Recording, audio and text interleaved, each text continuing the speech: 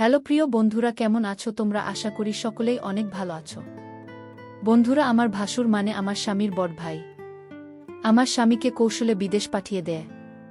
আর আমার স্বামী তার বড় ভাইয়ের কথা কিছুতেই অমান্য করে না। তাই সে বিদেশ চলে গেল। তারপর বাড়িতে আমি আর ভাসুর থাকি।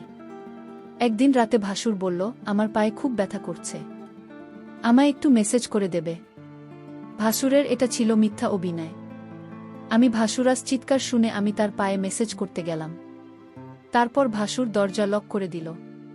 তারপর আমার সাথে যা ঘটেছিল তা শুনলে তোমাদের মাথা গরম হয়ে যাবে। তাহলে চল বন্ধুরা, গল্পটা বলি।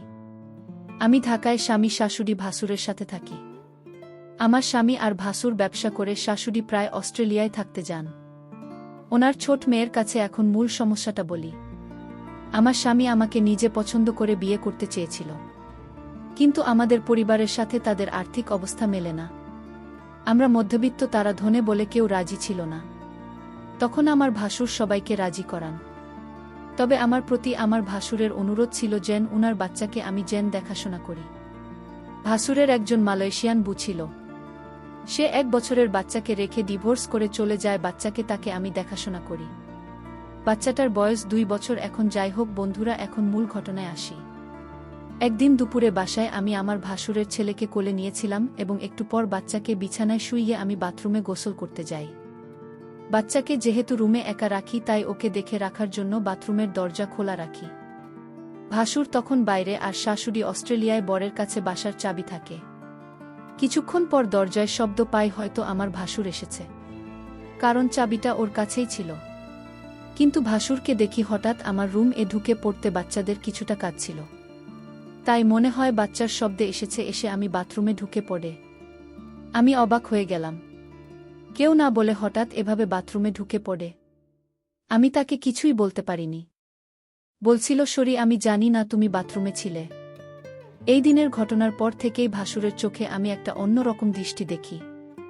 দৃষ্টিটা যেন কেমন, আমার ওটো ভালো লাগে না। মনে হয় উনি আমার দিকে তাকিয়ে অনেক কিছু ভাবছেন। আমাকে উনি নাম ধরে ডাকতেন, কিন্তু এখন ডাকার ধরনটাও কেমন যেন হয়ে গেছে। এই ঘটনার পর থেকে প্রায় প্রতিদিনই দুপুরে ওই বাসায় চলে আসেন, অথচ আগে প্রয়োজন ছাড়া কখনো আসতেন না। এই সময় আমার বর থাকে প্রতিষ্ঠানের অফিসে কাজ না থাকলেও বরকে কোনো একটা কাজে লাগিয়ে উনি বাসায় থাকেন। শুধু বাসে থাকলে সমস্যা ছিল না, কিন্তু বাচ্চার কাছে থাকার অজুহাতে উনি আমার ঘরেই পড়ে থাকেন। আর অদ্ভুতভাবে তাকান বাচ্চার জন্য। আমিও বেশি দূরে সরতে পারি না। বাচ্চাটা কিছুক্ষণ পর পর আমাকে ডাকে। এই অবস্থা প্রায় 2-2.5 মাস ধরে চলছে। হঠাৎ আমার ভাসুর বলল, আমার স্বামীকে বিদেশ পাঠাবে, ভালো একটা ভিসা আছে, তাই ভিতরও অনেক ভালো। আর তাই আমার সামনে না করেনি।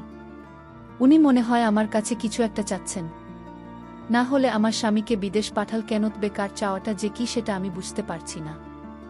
আবার ভাবি আমার ধারণা হয়তো ভুল, কারণ উনি খুবই ভালো একজন মানুষ, খুব খেয়াল রাখেন আমাদের, তাই দ্বিধাটা রয়ে গেছে। আমি কি করলে ওনার সাথে সম্পর্কটা আবার আগের হতে হবে? তাছাড়া ওনার মনে কি আছে সেটা কিভাবে বুঝতে পারব? আমার বরকে কি ঘটনা জানাবো নাকি অপেক্ষা করব আরও? আমি ভাবলাম না, বরকে এখন কিছু জানানোর দরকার নেই। আমি আরও কনফার্ম হয়ে তারপর জানানো উচিত আমি মনে করি। ভাসুর আমার দিকে অন্যরকম দৃষ্টিতে চেয়ে থাকত। আমি মাঝে মাঝে বলেই উঠতাম, আপনি এভাবে কি দেখেন আমার দিকে তাকিয়ে? তখন বলতো, আসলে কি বলবো, আমি খুব কষ্টে আছি। আমার কষ্টটা যদি তোমার কাছে বলি তুমি হয়তো কি মনে করো তা আমি জানি না, তবে তুমি আমার বাচ্চাটাকে নিজে মনে করে লালন পালন করছো, এটা আমি অনেক খুশি। সত্যিকার অর্থে তুমি একজন ভালো ঘরের মেয়ে, কারণ এখনকার যুগের মেয়েরা তার নিজের সন্তানের প্রতি এতটা কির করে না যতটা তুমি আমার বাচ্চাটাকে করছো। আমি তোমার এই ঋণ কোনোদিন শোধ করতে পারবো না। আমার বাচ্চাটা, মায়ের অভাবটা তুমি পূরণ করছো, এর চেয়ে বেশি কি হতে পারে? আসলে বিদেশি মেয়েরা তার সন্তানের প্রতি ভালোবাসা কম থাকে, তবে সবাই সমান না। বাঙালি নারীরা তার সন্তানের দিকে তাকিয়ে সারাটা জীবনে কাটিয়ে দিতে পারে। বাঙালি নারীর কোনো তুলনা হয় না। তবে আমার ছোট ভাইয়ের বউ করে তোমাকে আনতে পেরে আমি নিজেকে ধন্য মনে করছি। আমার ভাসুর আমার এসব প্রশংসা করছিল। আমি তার প্রশংসা শুনে অনেকটা থমকে গেলাম। বাবারে, এত প্রশংসা! যাই হোক, ভাসুরকে একদিন দেখলাম খাওয়া দাওয়া ছেড়ে মন মারা হয়ে ঘরে শুয়ে আছে। এই বাড়িতে ভাসুরকে আমি দেখাশোনা ছাড়া আর কেউ নাই। দেখলাম ভাসুরাজ সারাদিন কিছু খায়নি। আমি ভাসুরকে বললাম, আপনার কি শরীর খারাপ? ভাসুর বলল, রেমা, আমার মাতে প্রচণ্ড ব্যথা করছে। সকাল থেকে কি করব বুঝতেছি না। আমি ভাসুরকে বললাম, আমি কি মাথায় একটু ম্যাসাজ করে দিব? ম্যাসাজ করে দিলে হয়তো ব্যথাটা কিছুটা কমে যাবে। ভাসুর আমার ম্যাসাজের কথা শুনে অনেকটা খুশি হল। সে চেয়েছিল তার মাথায় ম্যাসাজ করে দিই। আমি ভাসুরের মাথায় ম্যাসাজ করছিলাম। এমন সময় সে বলল, দেখো, তুমি ম্যাসাজ শুরু করতেই আমার ব্যথাটা অনেকটা কমে গেছে। তোমার হাতে কি জাদু আছে নাকি? আমি তার কথা শুনে কিছুটা অবাক হলাম। আমি বললাম, ম্যাসাজ করে দিলে এমনই ব্যথা কমে যায়। এখানে হাতের জাদু বলতে কিছু নেই। ম্যাসাজ করলে ব্যথা কমে যাবে, এটাই স্বাভাবিক। ঠিক আছে, তোমাকে অনেক ধন্যবাদ ম্যাসাজ করে দেওয়ার জন্য। আমার মাথাব্যথা কমে গেছে, কিন্তু ভাসুরের মাথাব্যথা ছিল না। মাথাব্যথার অভিনয় করেছিল আমার সাথে। আমি এটা বুঝতে পারি। আমি যখন তার রুম থেকে বের হই তখন সে একা একা বলছিল। আমি ধীরে ধীরে আমার প্রতি ভালো মন মানসিকতা তৈরি করছি, সেটা আমি বুঝতে পারলাম। ভাসুর কেন আমার সাথে এমন মিথ্যে নাটক করছিল, তার উদ্দেশ্যটা কি ছিল তা আমার জানা খুব জরুরি। আমি বাড়িতে আছি, ভাসুরের সন্তান আর আমার ভাসুর। এরপর দিন আবার সেই অভিনয় শুরু করল।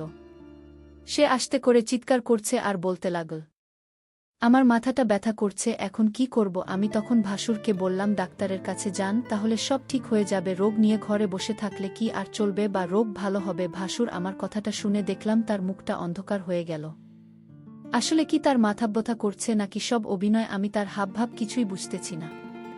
আমি ভাসুরকে বললাম, চলুন আজ আপনাকে ডাক্তারের কাছে নিয়ে যাই। ভাসুর বলল, তুমি একটু ম্যাসাজ করে দিলেই তো মাথাব্যথাটা কমে যায়, তাহলে শুধু শুধু কষ্ট করে। কারণ ডাক্তারের কাছে যাওয়া লাগবে কেন?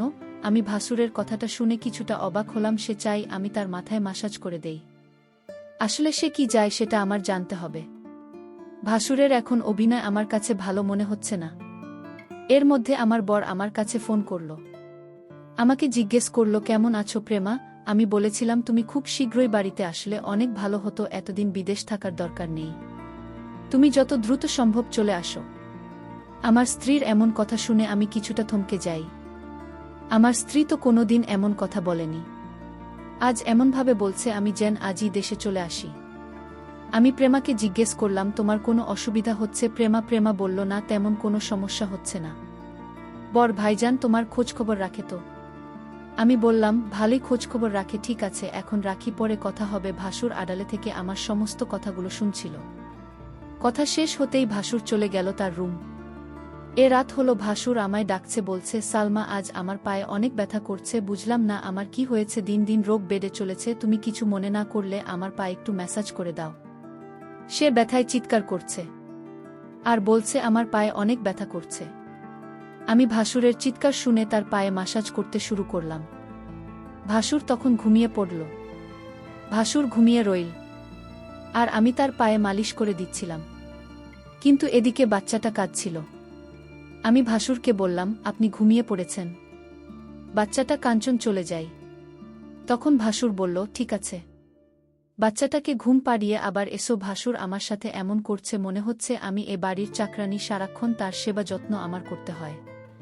আমি তো এই পরিবারের সমস্ত কাজ করতে করতে আমি অনেক ক্লান্ত, কিন্তু আমার কষ্ট কি আর কেউ বোঝে? পরের দিন আমি বলেছিলাম ভাসুরকে, আপনার মাথাব্যথা, পায়ে ব্যথা, আজ শুনুন আপনার চিকিৎসা করাব।